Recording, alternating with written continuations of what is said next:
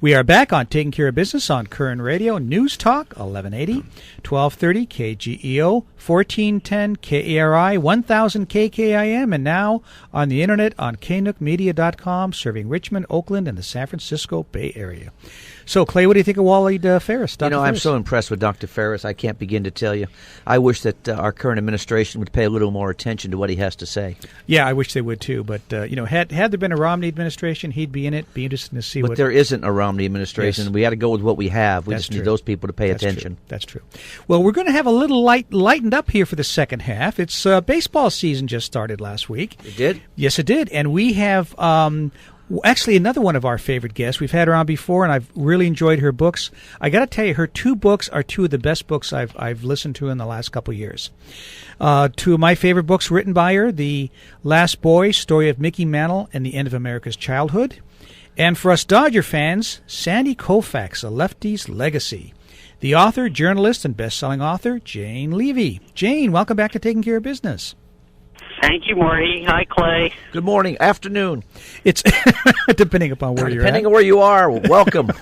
I'm on the East Coast where we had snow again yesterday, and it's now blowing about 40 miles an hour, but we're missing the blizzard that Boston is getting, so I'm counting my blessings. Jane, I'll tell you, we can relate. I mean, it's really, really been horrible here. We had, Clay, about... 85, was it? 85 yesterday, and today we've got a little bit of rain. It's down to 65 or 70. It's terrible. It's blizzard conditions here. It's horrible. Yeah, the Dodgers had to go all the way to Australia to open the season because your weather is so bad. And they won all the games. Yeah. What are they? Yeah, but have you ever heard of anything as crazy as going from the middle of spring training to playing 2 regular season games in Australia and then coming back and playing more exhibition games? Yeah, it doesn't make any sense, does it? This is America. We're confused. No, it's an interesting situation. I wanted to talk to you a little bit. It's funny. The last time we talked, I was in the middle of listening to, because I do books on tape, I was listening to The Last Boy, and I actually finished it after our last interview with you a couple years ago. And the last part of that book gave me a couple questions I wanted to ask you. I know he was one of your heroes growing up. And you talked about the weekend with Mick and how that changed your life. How did that change your life, that weekend you actually had with Mickey Mantle? Well, the simple and snarky answer would be that it wrecked me for hero worship.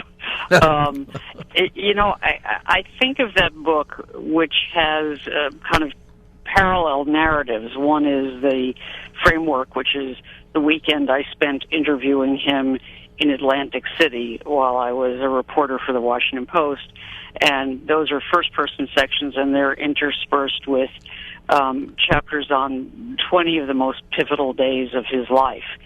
And what I was trying to do with that was use myself as an example of what has happened to hero worship in this country over the last 20, 30, 40, even 50 years, as we've come to know more and more about people that used to be, simply Jack Armstrongs on the page and in the flesh. And, what happens is we find out more about these guys, and we're disappointed in virtually, not all of them, but a vast preponderance of these guys.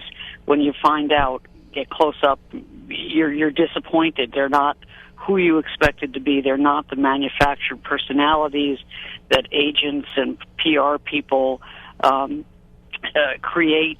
And for me, to go to Atlantic City to meet my hero and have him, to put it, bluntly, pass out dead drunk in my lap was, to say the least, an awakening. In fact, there's a chapter here about how I went upstairs to my room and cried for the end of childhood.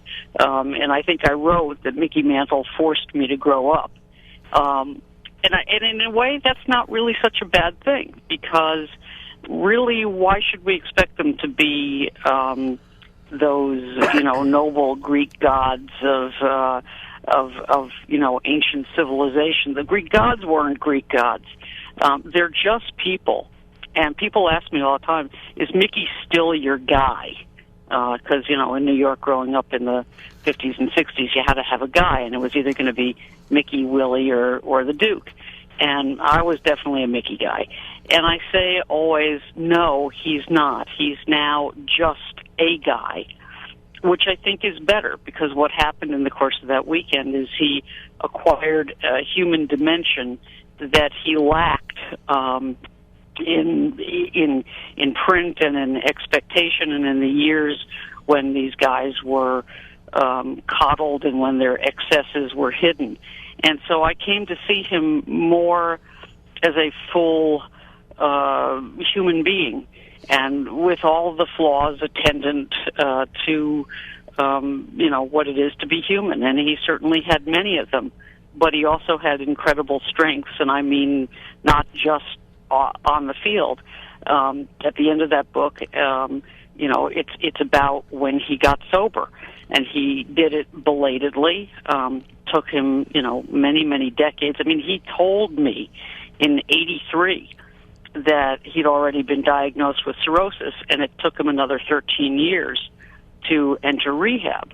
But he did get sober, and even though his life was already threatened by that disease, both cirrhosis and alcoholism, and even though he didn't live long, he did live long enough, as Sam McDowell has pointed out. And of course, Sam McDowell is Southern Sam, who now runs a program for major leaguers who are recovering alcoholics.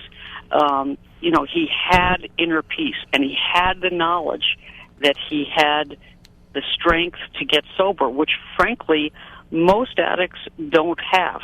Mm-hmm. And so, people said to me all the time, well, it's so sad, it's so sad. Yes, it's sad that he squandered as much of his life as he did. Yes, it's sad that he might have done better had he had interventions earlier in his life, though, we didn't do interventions in the 1950s. We didn't have education. We didn't have Bill W., in every church in America virtually. But on the other hand, there is something very, very noble in the fact that he made the effort to get sober and died a sober man. Exactly. We're having a conversation with Jane Leavy, author of Last Boy, Story of Mickey Mantle, and Sandy Koufax, The Lefty's Legacy. Another question on Mickey before we go on. He had that injury in the World Series, his first year. Talk a little about that, and then what would he have been like had he not had that injury? Do you think he would have been the greatest ball player of all time? Well, the great thing about baseball, and because of the statistical obsession, which has only gotten greater over the years thanks to computers and computer geeks, is that you can always go back into the numbers and crunch them and do hypotheticals and comparisons. Clearly and ironically and sadly, the turning point of his professional life, and to some extent his entire life, took place in Game 2 of the 51 World Series, when famously he caught a spike in a drain in right center field at Yankee Stadium, going after a tepid fly ball hit by Willie Mays. And Joe DiMaggio called him off at the last minute. Joe was in his last games, his last World Series as a Yankee, and he was not surrendering or ceding that territory readily. Of course, center fielders, if they can get to the ball, it's their ball. So from time immemorial, that's the baseball rule. So Mickey should have given way, and he did. But he was a very raw outfielder. I mean, remember, he had been a shortstop just all the years before.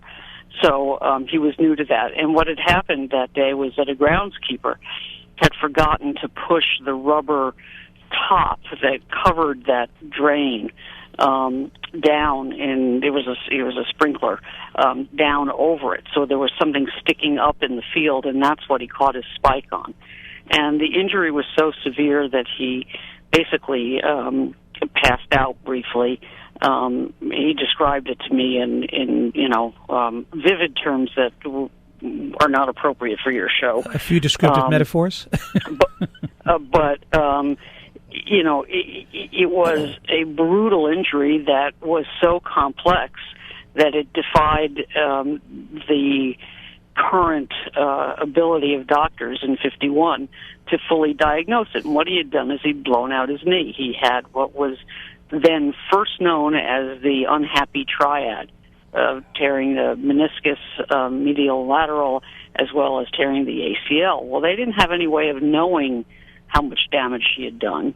And so he played another 2 years, full seasons, on a very severely compromised knee before he had any surgery at all.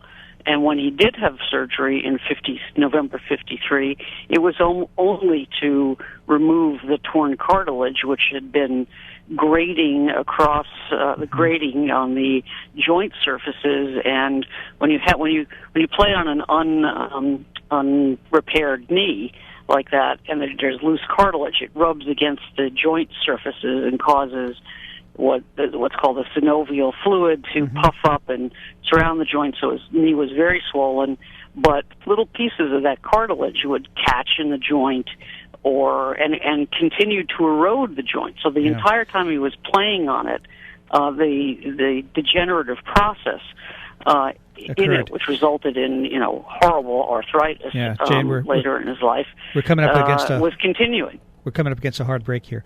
When we come back, let's pick up with your other book. We'll be back in a moment on Taking Care of Business on Koerner Radio News Talk 1180.